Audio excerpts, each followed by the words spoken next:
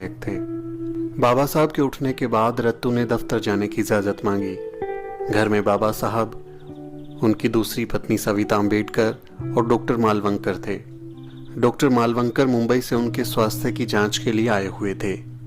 दिन काफ़ी सामान्य था। दोपहर में सविता और डॉक्टर मालवंकर कुछ सामान खरीदने के लिए बाजार चले गए, लेकिन काफ़ी देर तक नहीं लौटे। उस समय बाबा साहब घर में ही थे। करीब शाम 6 बजे रत्तू ऑफिस से वापस लौटे, लेकिन तब तक भी सविता अम्बेडकर बाजार से नहीं लौटी थी। इस बात से डॉक्टर अम्बेडकर नाराज हो गए थे। उन्हें लग रहा था कि उनका ध्यान नहीं रखा जा रहा। बाबा साहब गुस्से में थे। रत्तू ने भी उनकी नाराजगी महसूस की थी। डॉक्टर अम्बेडकर ने रत्तू को टाइप करने के लिए कुछ काम दिया। काम खत्म करने के बाद रत्तू जाने ही वाले थे कि सविता अम्बेडकर जी लौट आई। कहते हैं बाबा साहब इस बात से इतने खफा थे कि उन्होंने सविता को कुछ सख्त बातें भी कह दी थीं। बाबा साहब आप शांत हो जाइए, आपकी तबीयत बिगड़ जाएगी। ये कहते हुए रत्तू ने बाबा साहब को शांत करने की कोशिश की। कुछ देर बाद वो शांत हो गए। उसी रात करीब 8 बजे जैन धर्म का एक प्रतिनिधि मंडल उनसे मिलने आया। ये मुलाकात पहले से तय थी। बाबा साहब बोले, रत्तू, मुझे नहीं लगता कि मैं आज इन लोगों साहब को बुद्ध पर एक किताब भेंट की। ये लोग अगले दिन के कार्यक्रम के लिए बाबा साहब को न्योता देने आए थे। जी शुक्रिया, अगर सेहत ने इजाज़त दी तो मैं आपके कार्यक्रम में ज़रूर आऊँगा, बाबा साहब ने कहा। जब बाबा साहब जैन प्रतिनिधि मंडल से बात कर रहे थे, तभी डॉक्टर मालवंकर ने उनका चेकअप किया। उसके बाद डॉक्टर मालवंकर मुंबई रवाना हो गए। जैन प्रतिनिधि मंडल के जाने के बाद रत्तू ने बाबा साहब के पैर दबाए। बाबा साहब बोले, रत्तू, क्या तुम मेरे सिर पर तेल लगा सकते हो? हाँ, क्यों नहीं बाबा साहब, रत्तू ने कहा। बुद्धं शरणं गच्छामि,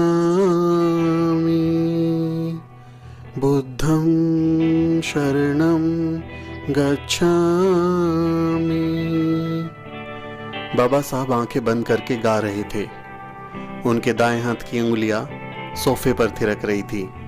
रत्तू, जरा इस गाने का रिकॉर्ड रेडियोग्राम पर तो बजाओ, बाबा साहब ने सांस खींचते हुए कहा। रत्तू, कुछ किताबें और दे दो, और वो द बुद्धा एंड धम्मा, उसे भी ले आओ। उसके परिचय और भूमिका पर कुछ काम करना है।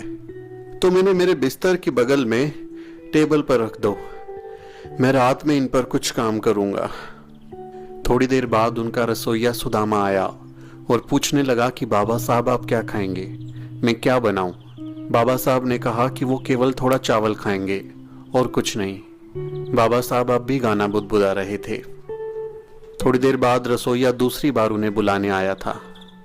वो उठे और डाइनिंग रूम में चले गए। वो अपना सिर रत्तू के कंधे पर रखकर वहां तक गए।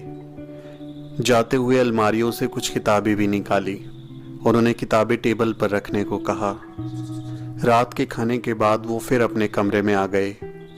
बाबा साहब कुछ देर तक कबीर का गाना गाते रहे। चल कबीरा तेरा भवसागर डेरा, चल कबीरा तेरा भवसागर डेरा। कुछ देर तक वो यूं ही बुदबुदाते रहे और फिर बेडरूम में चले गए। अब उन्होंने अपने टेबल पर रखी उन किताबों की ओर देखा जिसे उन्होंने रत्तू से रखने को कहा था। अपनी किताब द बुद्धा एंड इस धम्मा की भूमिका पर कुछ देर काम किया और फिर किताबों पर ही हाथ रखकर सो गए। अगली सुबह जब सविता अम्बेडकर हमेशा की तरह उठी तो उन्होंने बिस्तर की ओर देखा। बाबा साहब के पैर को हमेशा की तरह कुशन पर पाया। बाबा साहब कई बार ऐसे ही सो जाया करते थे, लेकिन जब कई बार बोलने पर भी बाबा साहब ने कोई जवाब नहीं दिया तो सविता अम्बेडकर को एहसास हुआ कि बाबा साहब के शरीर में कोई हरकत नहीं है। वो जोर से चिल्लाई। उन्होंने तुरंत अपनी कार नानक चंद रत्तू को लेने के लिए भेजी। कुछ देर बाद रत्तू आए तो देखा सविता अम्बेडकर सोफे पर पड़ी रो रही थी। वो बिलख रही थी कि बाबा साहब दुनिया छोड़कर चले गए हैं। रत्तू ने बाबा साहब की छाती पर मालिश की और हृदय को हरकत में लाने की कोशिश की। हाथ पैर हिलाया डुलाया, उनके मुंह में कुछ लिक्विड डाला, लेकिन कोई फायदा नहीं हुआ।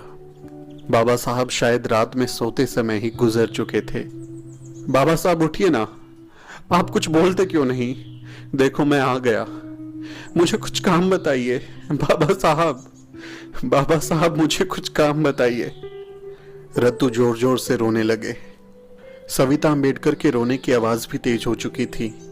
कुछ देर बाद रत्तू ने करीबियों को दुखद सूचना देनी शुरू की और फिर केंद्रीय मंत्रिमंडल के सदस्यों को बताया। कहा जाता है कि सूचना मिलते ही प्रधानमंत्री नेहरू 26 अलीपुर रोड पहुंच गए थे। कहते हैं नेहरू ये नहीं चाहते थे कि बाबा साहब का अंतिम संस्कार दिल्ली में हो, क्योंकि दिल्ली में वर्ण व्यवस्था के कट्टर समर्थक और बड़े वाले ब्राह्मणवादी गांधी की समाधि थी। नेहरू नहीं चाहते थे कि दिल्ली में गांधी से बहुत बड़ा कद रखने वाले डॉक्टर अंबेडकर की समाधि बने, क्योंकि ये उनकी पार्टी और विचारधारा के लिए चुनौती बन सकता था। जरा सोचिए, मुंबई में चैत्य भूमि पर कितना जन सैलाब उमड़ता है। अगर बाबा